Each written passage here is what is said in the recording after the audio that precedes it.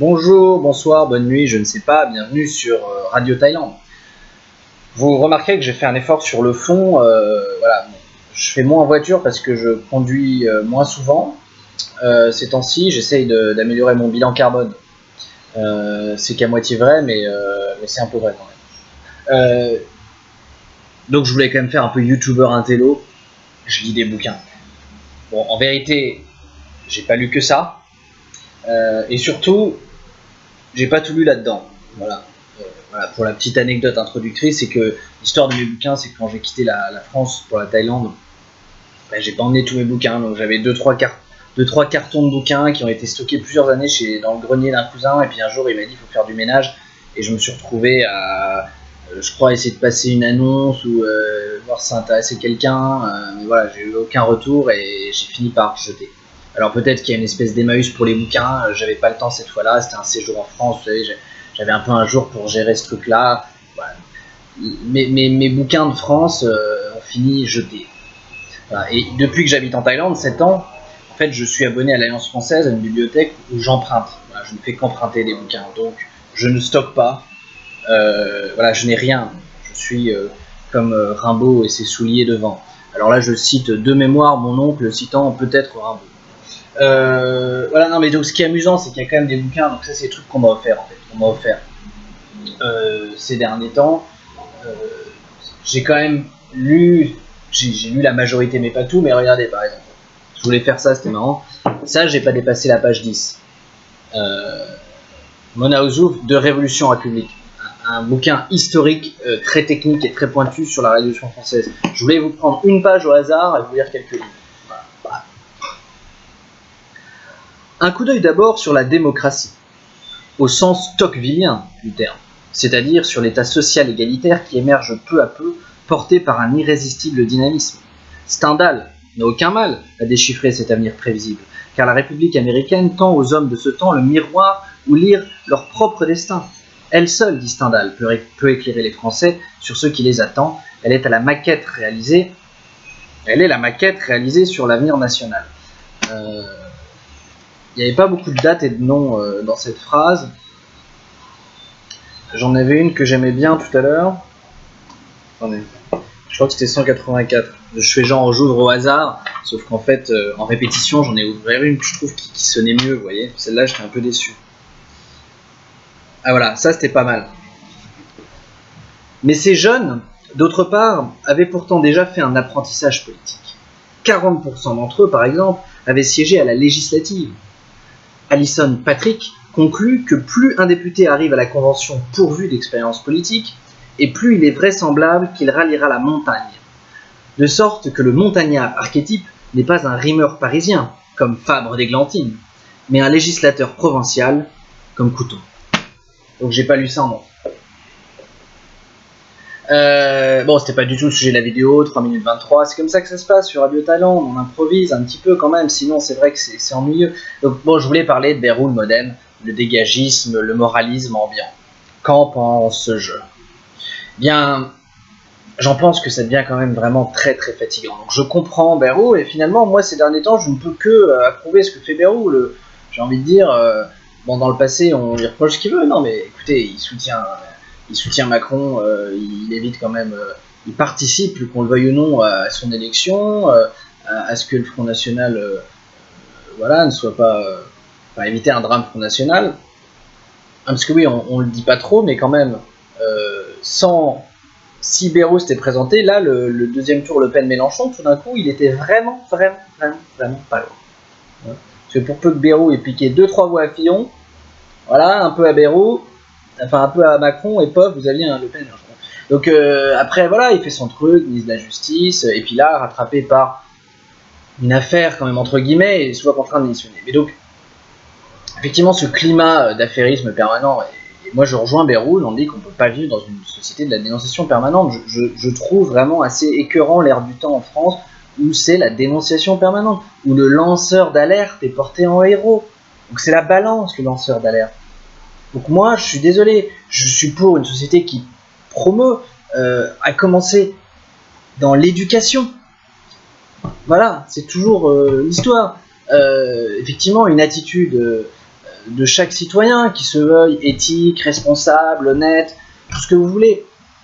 Après, la justice doit faire son travail. Est-ce qu'elle le fait bien, pas bien? Est-ce qu'elle est un peu sous influence? J'en sais rien, mais sur le principe, c'est ça. Mais effectivement, la presse en enquêtrice, en permanente, et à faire que balancer du dossier, parce que là, on ne lit plus que ça. Vous dites, mais ça ne s'arrêtera jamais, parce qu'on descend quand même. Hein, on part de Cahuzac. Si j'en ai peut-être oublié, mais Cahuzac, c'est quand même le ministre de budget qui a quelques centaines de milliers d'euros planqués à Singapour. Ça la fout quand même pas mal. Après, on arrive à Fillon qui aurait payé sa femme à pas faire grand-chose. Alors oui, c'est pas bien, machin, mais je veux dire, on n'est pas dans le crime, on n'est pas dans le détournement de fonds. Enfin, certains ci diront détournement de fonds. Bon, mais donc Fillon. Et puis après, donc les costumes, parce qu'il fallait rajouter un petit peu juste avant l'élection, être sûr vraiment qu'on fait tomber Fillon. D'ailleurs, depuis, j'entends plus trop parler de Fillon, de l'affaire, où ça en est, est-ce qu'on nous dit les dates, quand est-ce que... Pas trop, on s'en fout, l'important c'était qu'il tombe. Après, finalement, la vérité, peu me chaud, la vérité.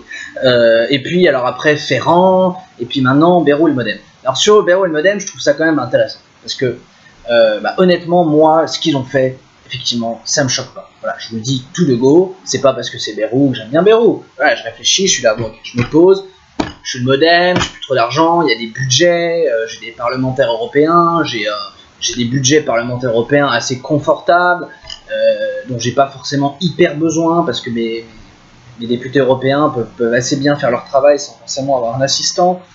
Peut-être, là je suis dans le peut-être, mais peut-être que je suis déjà pas si mauvais au niveau de l'Europe, parce que je suis quand même un parti pro-européen, donc je fais déjà avancer les idées de l'Europe.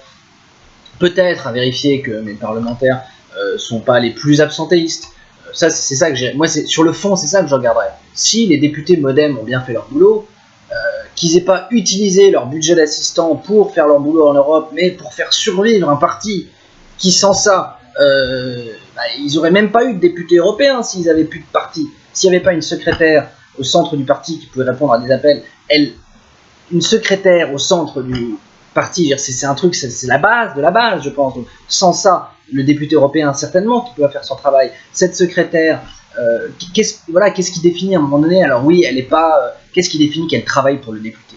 Alors effectivement, peut-être qu'elle n'échange pas, il faudrait regarder, elle n'a pas échangé des mails directement avec cette personne sur ses dossiers à la semaine, elle n'a pas suivi dans ses déplacements. Ok, mais vous voyez, on en est dans ce niveau-là, quand même, de comment le Modem gérait ses budgets. Donc là, on arrive, et je sors d'une due diligence avec des avocats ici, voilà, tout est une question de mesure, mais à un moment donné, on va quand même dans les affaires, bon, pour oublier ma due diligence, mais c'est pareil, les avocats qui vont fouiner à un niveau où à un moment, ils se disent, bon, bah ça va, quoi, c'est quand même un peu, c'est pas l'inquisition, voilà. Là, il y a quand même un côté inquisition dans tous les sens, et alors sur le fond de cette histoire, c'est quand même aussi assez marrant, parce que on a quand même, il y a eu récemment, un peu moins maintenant, combien de temps ça va durer l'effet Macron, mais un grossissement du sentiment un peu anti-européen. On va nous dire que l'Europe, de toute façon, c'est qu'une chambre d'enregistrement des lobbies, hein, le Parlement européen, qu'il n'y a rien de pire que le Parlement européen, que cette Europe bureaucratique, pléthorique et pleine d'argent. Et là, on profite un peu, le Modem un peu en galère, il profite un peu de cette Europe pléthorique pleine d'argent, qui est quand même là pour faire l'intérêt des grandes multinationales diaboliques, pour payer, faire survivre un parti au bord de l'agonie. Et ce serait un crime de guerre, quoi. Donc voilà mon sentiment là-dessus. Alors oui, Bayrou pouvait que faire démissionner, et oui, on va en parler, là c'est le feuilleton. Alors on fait des longs articles, et c'est long, et c'est détaillé. Oui, mais alors, voilà, c'était un tel. Moi je l'ai jamais vu aller au Parlement européen. Non, elle était au siège du parti, elle répondait au téléphone, je vous assure. Et que ça y va de sa petite délation et de son petit commentaire. Et pendant ce temps-là, évidemment, si, il y a aussi des articles sur ce que dit Macron en Europe, mais sur le sommet européen, mais quand même beaucoup... la place qu'occupent toutes ces affaires dans les médias est juste ridicule, disproportionnée, et voilà, je trouve ce climat de dénonciation, je me répète, mais pour moi malsain, un peu écœurant, voilà, rien d'autre à foutre. Et bon, une petite conclusion quand même, il me reste 15 secondes, mais bon, vu que je vais faire ça va, comme d'habitude, un peu dépasser les 10 minutes, je voulais saluer le retour de Mélenchon, enfin l'arrivée de Mélenchon à l'Assemblée nationale, et donc quand même souligner le fait que la France Insoumise ne semble pas avoir décidé d'agir, disons de communiquer, d'exister avec un peu plus de courtoisie, puisque j'ai quand même été fondamentalement choqué par effectivement cette attaque sur Villani, Cédric Villani, je crois, Villani, que quand même, parce qu'il y a l'attaque de Mélenchon, je ne sais pas si vous avez suivi, mais donc Mélenchon parle de ce mathématicien qui vient d'être élu député En Marche comme d'un matheux qui ne saurait même pas ce que c'est qu'un contrat de travail, face caméra. En disant, ah oui, j'ai croisé le matheux, je vais lui expliquer ce que c'est qu'un contrat de travail. Lui, il croit que ça a toujours été comme ça. Un mépris, voilà, insultant. Le mathématicien répond avec humour qu'il a été directeur de l'ICH, je crois, institut, je suis plus sûr, l'institut Raymond Poincaré, hein, bref, il a été directeur d'un institut scientifique, et donc il dit, des contrats de travail, j'en ai vu, mais c'est toujours agréable de recevoir des cours particuliers, voilà, petite pique. Mais alors là, la responsable de la communication de Mélenchon répond quand même sur Twitter, je me souviens plus du message exact, mais si, que monsieur Vilaine, voilà, il l'insulte, Vilaine. Il joue sur son nom pour l'insulter. Vilaine donnerait des cours particuliers au petit-fils ou au fils de Bernard Arnault. Puissance de l'argent, oligarchie financière, le diable. Mais voilà. Alors, moi, on peut dire, regardez, quand même, c'est des gens qui connaissent les grands patrons, ça pose des questions, mais pas en jouant sur l'insulte et toujours comme ça, ce côté méprisant, insultant. Donc voilà, Mélenchon, ça n'a pas progressé. Entre-temps, bonjour, bonsoir, bonne nuit, je ne sais pas.